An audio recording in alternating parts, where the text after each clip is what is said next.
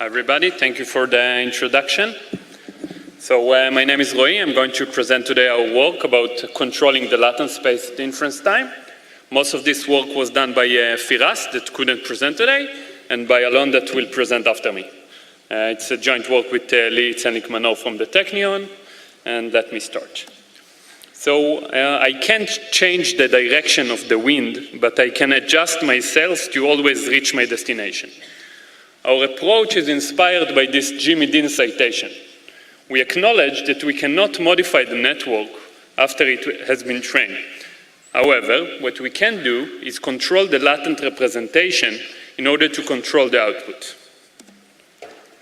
In the context of image generation, our main assumption is that we can learn how to modify the latent space in order to control the output. That is, by changing the latent space representation of the input, we can control the output. The common practice is to train a network and at inference time, just feed it with an input in order to get the output. We would like to provide a control at inference time and bring it and suggest a generic pipeline that can be adopted to many applications and methods. For example, in style transfer, where after training, one cannot change the balance between style and content. Or in image generation, where after training, the generator is freeze and the discriminator is omitted and is not used anymore. We suggested to use a second training phase where we train an additional tuning blocks. In style transfer, this tuning block can give the output more style. Or in image generation, this tuning block can provide further information from the discriminator to the generator. Our goal is to give control over the output image by changing the latent space. Let me start from our first attempt. We call this method adversarial feedback loop, since the tuning block is connected the discriminator with the generator in a feedback manner. This is the classic GAN training scheme. The generator is fed with a random vector, which maps this vector to an image in the data domain. The image is fed to the discriminator, which is learn how to distinguish between real and fake examples. At inference time, the discriminator is omitted and new sample is generated only by the fixed generator. It has been shown that the discriminator learns the underlying distribution of the data. Moreover, it can detect fake features in the output. We would like to use this valuable information from the discriminator in order to improve the result of the generator at inference time. Our training have two steps. First, we train the classic generator and the discriminator pipeline till convergence. Then, we add the feedback loop, freeze the generator, and continue training the discriminator and the feedback module. At testing time, we first feed the generator with a random vector, generating an image, which is fed to the discriminator. The discriminator gives us information about what is fake in the image. We use these feature maps and feed it to the feedback module. We claim that this information can tell us what details look fake in the image. The feedback modules transform this information into information that can tell us how to fix what is fake. Then the generator is generating a new improved image with this information and with the input. We can repeat this iteratively. Let me show you what this monster can do. So I'm starting with a simple case where we try to map 2D points from normal distribution to a Swiss roll distribution. Here we can see results.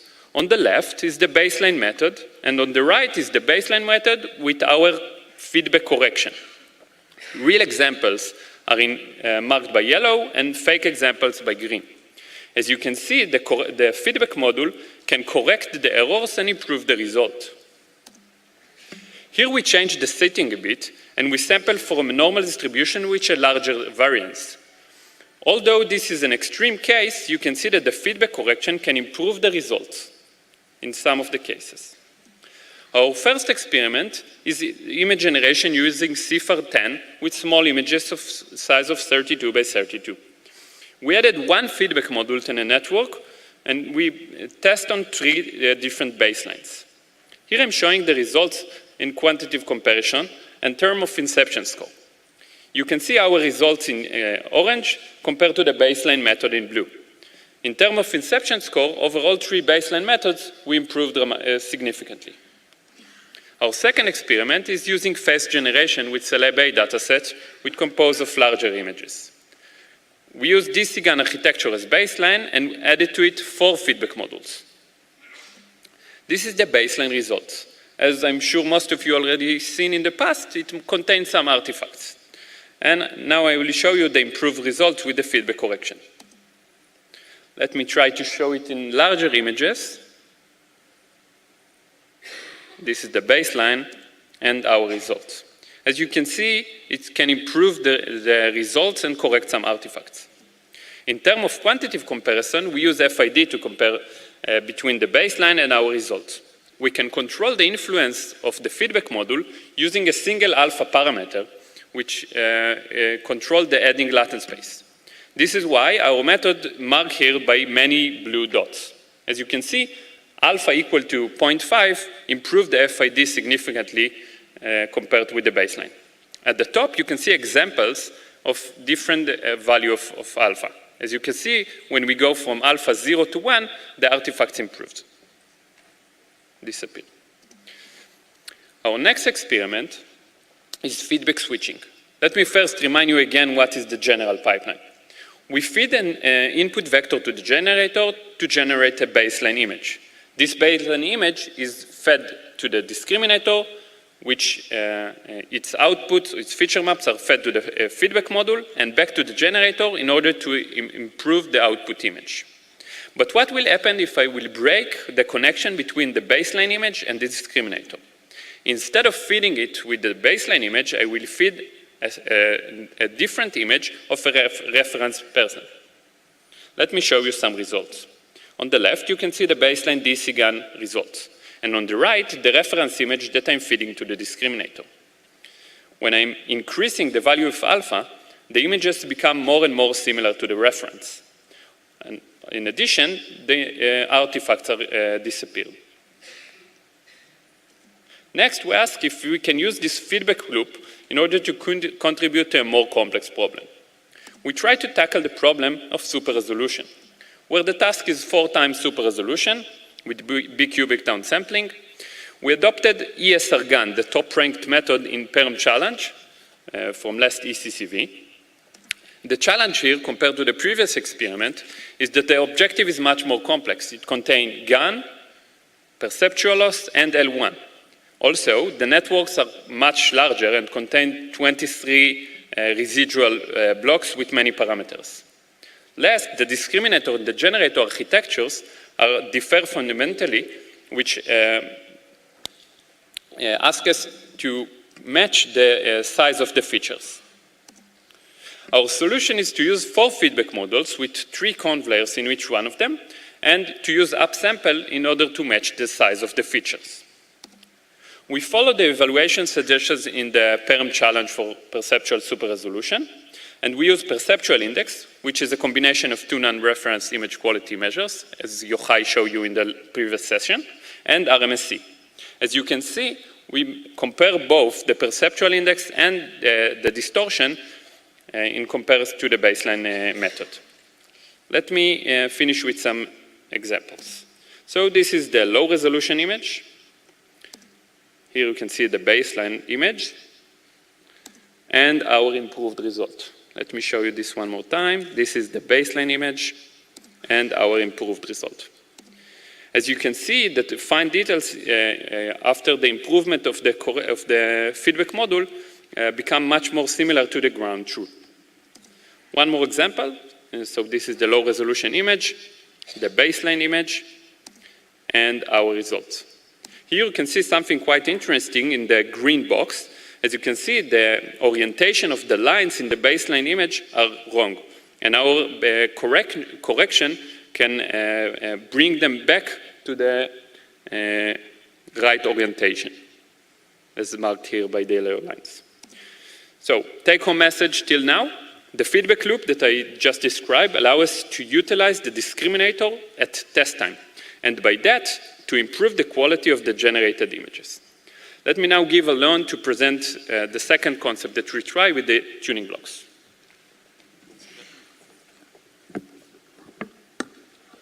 Thanks, Roey. Our next topic is dynamic net, tuning the objective without retraining. Let's discuss what we mean. So, a key ingredient for a successful optimization of CNNs is identifying a suitable objective that is incorporated in the loss function. The common practice is to train a network with a fixed loss function, for example, the L1 norm between a target image and the output image. If we want the network to suit a different objective, we need to train the network again. So let's take the task of style transfer. Here the objective is a linear combination of a style loss and a content loss. The output is a style loss version of the input image, and if we train the network for a specific objective, we get a point on the objective space. If we train the network with different objective, we get different points in the objective plane. Our goal is to train a dynamic net, a single network that can emulate many intermediate working points all at test time. As Roey mentioned before, we cannot directly change the objective at test time. But what we can do is manipulate the latent space so it will emulate a manipulation in the objective. How do we do it and why should it work? So first we train a main network normally. For objective 0, we refer to it as a main network from now on. The second phase, we train a tuning block psi that will learn the variation between Z0, the original latent space representation, and we train it with the objective 01, and it will learn the variation between Z0, the original latent space representation, and Z1, the latent space representation that will minimize 01. Note that psi will learn the variant between Z1 and Z0 and not Z1 itself. Before we go forward, we want to adapt two assumptions. The first is that CNN linearized the manifold of natural images into an Euclidean subspace of deep features. This assumption implies that the latent representation of an intermediate working point, Zm, can be reached by walking along the way between Z0 and Z1. The second assumption is that it is possible to train psi so that Z1 will be equal to Z0 plus psi for every pair of working points O0 and O1. That means that it is possible to learn the variance between working points in the latent space for different objectives. So let's combine these two assumptions in inference time. We use psi as the direction we want to walk between Z0 and Z1, and alpha is how much we want to walk. We will get a latent space representation Zm that hopefully will emulate a meaningful output. Sometimes a single tuning block will not be enough and we'll be using more tuning blocks. We will train them the same as the one tuning block, and at inference time every tuning block will have its own parameter alpha. Our approach relies on manipulation of deep features in order to emulate a manipulation in objective space. So for the task of style transfer, the main network was trained with the objective 0, and the tuning block was trained with objective 01.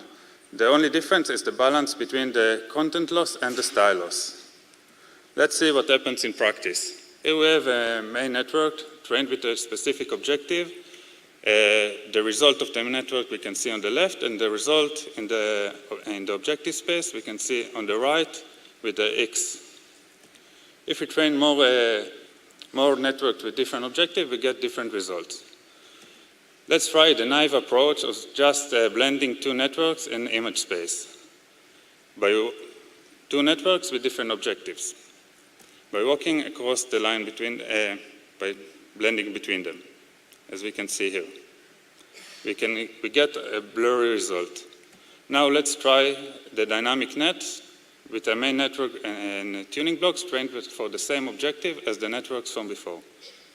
Now we can get a much better blending between the two images.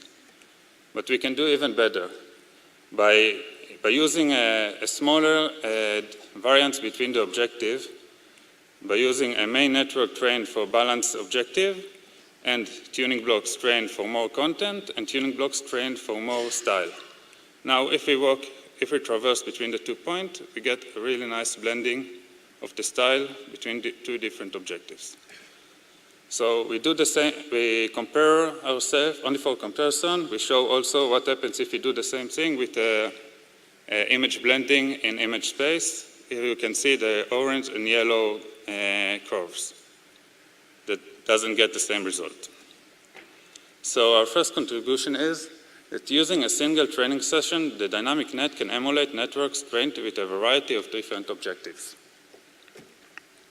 We try more experiments with different settings, for example, disjoint objective. Here we took, for the main network, we trained it with one style image and the tuning blocks for a different style image. We can see that we got a nice blending between the two styles by raising the value of alpha. Here is another example for two different style images. When alpha equals 0, we get the original result of the main network. Now we increase alpha gradually, and we get a blending between the two styles until we get a result that is comparable to results with the other style. Our next experiment is controlled face generation. Here we use a standard DC gun that was trained with discriminator D0 to seize only images with a certain attribute, for example, female faces. Then we add the tuning blocks and freeze the generator and train the tuning blocks for discriminator D1 that sees only male faces. This will result in a dynamic net that, that can control generation of faces, for example, for male to female and dark hair to blonde hair.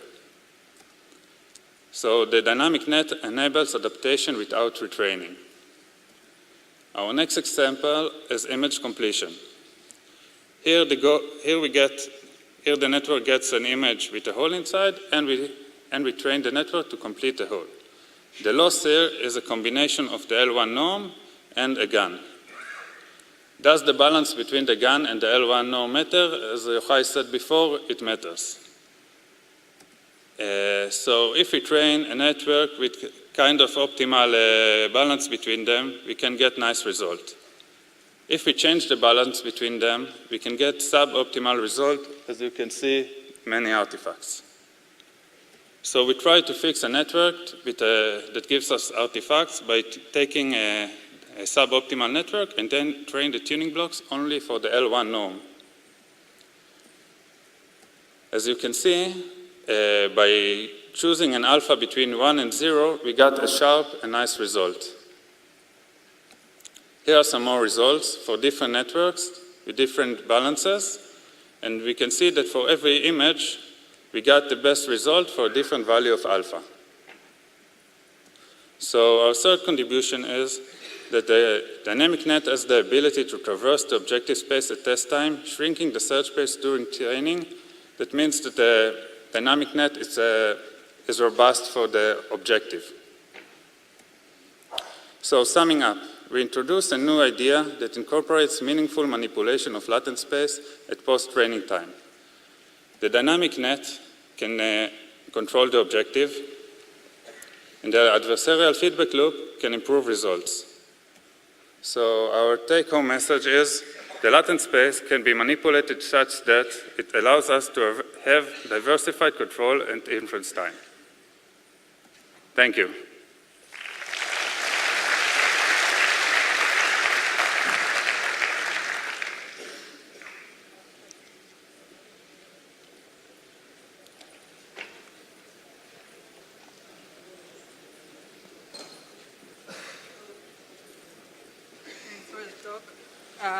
There are mics going around in the audience if anybody has a question.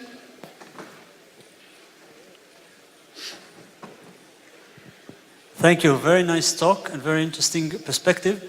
About the feedback loop with the gun, from the discriminator to the generator, How is this feedback loop different from just taking the derivative through the discriminator to the generator, if the discriminator can already identify erroneous pixels generated by the generator? So we use a generator that trained with the discriminator, and we couldn't improve the result. By training the tuning blocks with the discriminator, the weights of the generator were freezed, and the tuning block could improve the results. Sorry, that's what I have. I have a better result, example, but a little bit. Okay, thanks. We have time for another question. You want to answer? So I think that the difference between backpropagation and this explicit shortcut is that it's very specific to the image. And well, I can't prove it mathematically, but it's not the generalized solution, it's more specific to this image.